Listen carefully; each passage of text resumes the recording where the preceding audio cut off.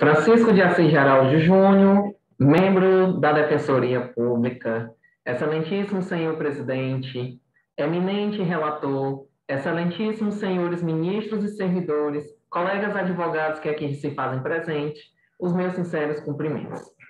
Trata-se da ação penal advinda da Vara de Delitos de Organizações Criminosas da comarca de Fortaleza, Ceará, na qual o Ministério Público do Estado do Ceará, através do seu representante, ofertou denúncia em desfavor de Tiago Pereira de Almeida, imputando-lhe a prática da conduta tipificada nos artigos 180 e 250, ambos do Código Penal, cumulado com o artigo 2º, parágrafo 4º, inciso 1, da Lei 12.850/2013, praticados em concurso material. Alega o nobre representante do Ministério Público, em síntese, que o acusado, na madrugada no dia 2 de janeiro de 2019, causou incêndio no ônibus usado em transporte coletivo, na Avenida Cônego de Castro, próximo do cruzamento com a Avenida Jardim Fluminense, bairro Parque Santa Rosa, nesta capital. Disse que o acusado foi preso em flagrante instante depois na Avenida Contorno Sul, no bairro Conjunto Esperança, na companhia de mais 2 indivíduos, sendo um menor de idade, Pedro Henrique de Oliveira Silva, e outro não identificado, que escapou da guarnição. Em sede de sentença, o juízo de primeiro grau proferiu sentença condenando Tiago Pereira de Almeida a uma pena definitiva de 12 anos e 8 meses de reclusão, em regime fechado, além de 35 dias multas pela prática dos crimes descritos no artigo 180 e 250 do Código Penal, cumulado com o artigo 2º, parágrafo 4º, inciso 1, da Lei 2.850/2013, em concurso material.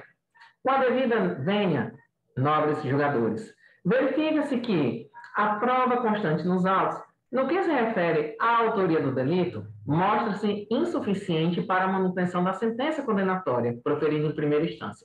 em razão de ter sido proferida justamente em desacordo com os elementos constantes dos autos. É disso que o ônus da prova incumbe a quem alega, ou seja, ao Ministério Público incumbe a apresentação de evidências suficientes ou cabais para a comprovação da autoria e da materialidade do crime imputado. Entretanto, nos autos, observa-se, como anteriormente mencionado, que a deliberação enunciada teve como base apenas os depoimentos testemunhais de 2 policiais, colhidos em fase pré-processual. Conforme dispõe o artigo 155 do Código de Processo Penal, o juiz formará sua convicção pela livre apreciação da prova, produzida em contraditório judicial, não podendo fundamentar sua decisão exclusivamente nos elementos informativos colhidos no curso das investigações. Ocorre que não consta nos autos qualquer outro elemento que justifique a condenação do recorrente. Portanto, em razão do princípio do indúbio pro réu, vertente basilar do nosso direito processual penal e diante da incerteza da autoria do fato, deve o acusado ser absolvido nos termos do artigo 386, inciso 7 do Código de Processo Penal, e não condenado pelo crime capitulado, conforme inicialmente exposto. Ademais, da leitura da denúncia do nobre representante do Ministério Público, com as devidas escusas, vê-se que, em momento algum, foi descrito fato que denotasse a utilização de arma de fogo na atuação de organização criminosa, sendo este fato tão somente elementar do aumento que horas pretende. Contudo, em sede de alegações finais, o parquê utilizou-se de fato novo, trazido durante a instrução criminal para pedir acréscimo na pena. Em razão da não realização do aditamento da denúncia em tempo hábil, sequer tendo sido possibilitada a defesa manifestar-se acerca da utilização da arma de fogo na atuação da organização criminosa,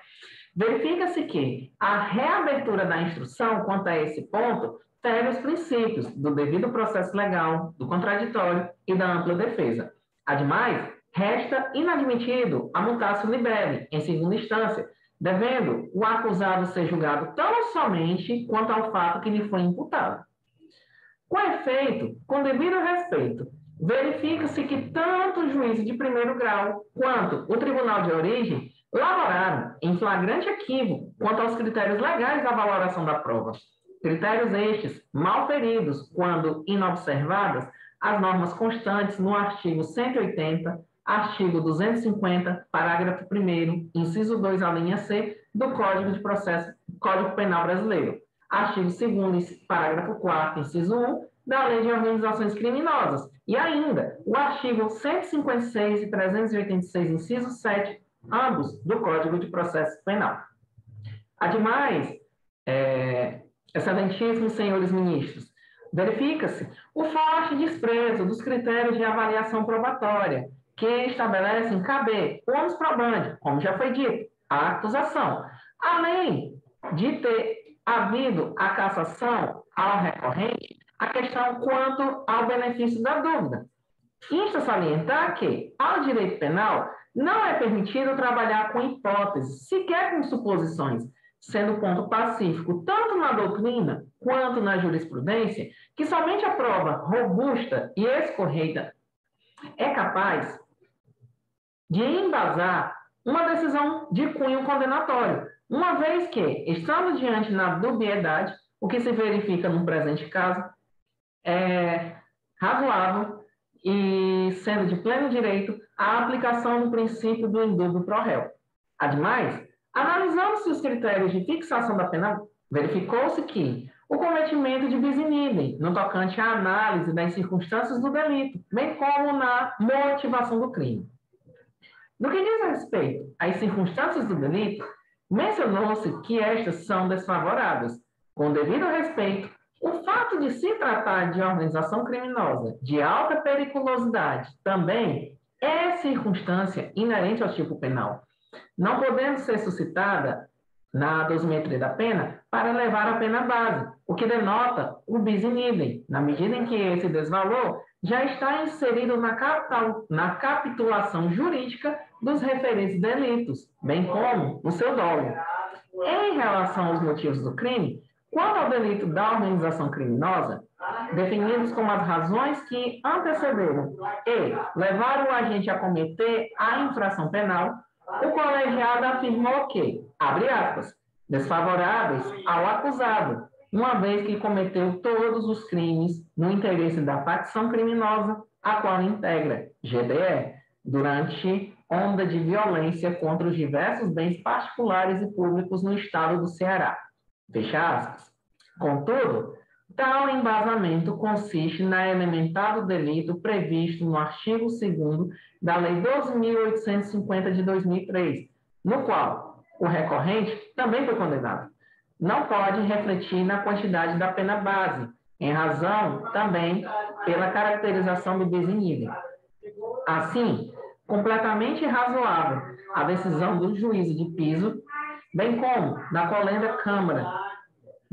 terceira Câmara Criminal do Egrégio Tribunal de Justiça do Estado do Ceará, merecendo, portanto, reparo, pois ferem frontalmente as normas federais dos artigos 180, artigo 250, parágrafo 1º, inciso 2, a linha C do Código Penal Brasileiro, artigo 2º, parágrafo 4º, inciso 1, da Lei de Organizações Criminosas e artigo 156 e 386, inciso 7 do Código de Processo Penal.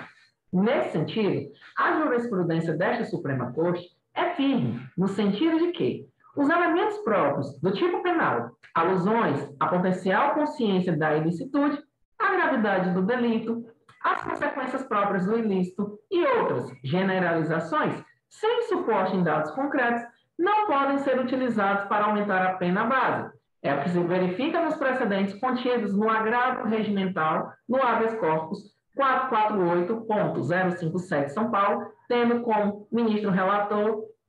o excelentíssimo senhor ministro Reinaldo Soares da Fonseca, da 5ª turma desta Corte, julgado em 6 de dezembro de 2018. Assim, considerando para fins da dosimetria da pena base, pode-se afirmar que cada circunstância judicial, conforme bem frisado no presente recurso, só pode, no máximo, ser elevada a pena mínima, em até o máximo de 1/8 da variação prevista no tipo penal, o que, no presente caso, não ocorreu. Disto isto, é a presente sustentação oral, com o fito de requerer que este douto tribunal, esta Suprema Corte,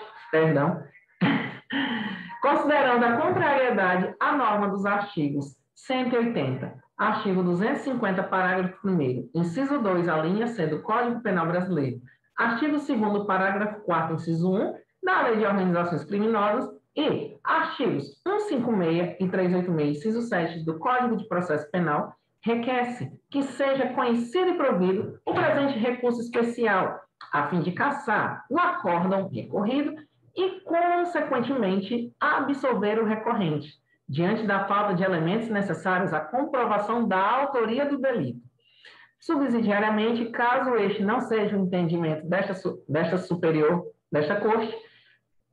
que sejam consideradas desfavoráveis às circunstâncias judiciais destacadas, requerendo, assim, a redução da pena base aplicada aos delitos de incêndio e de organização criminosa,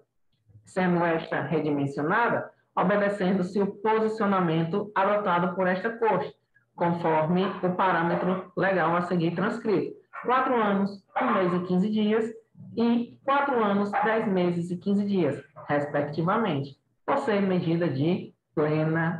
pleno direito.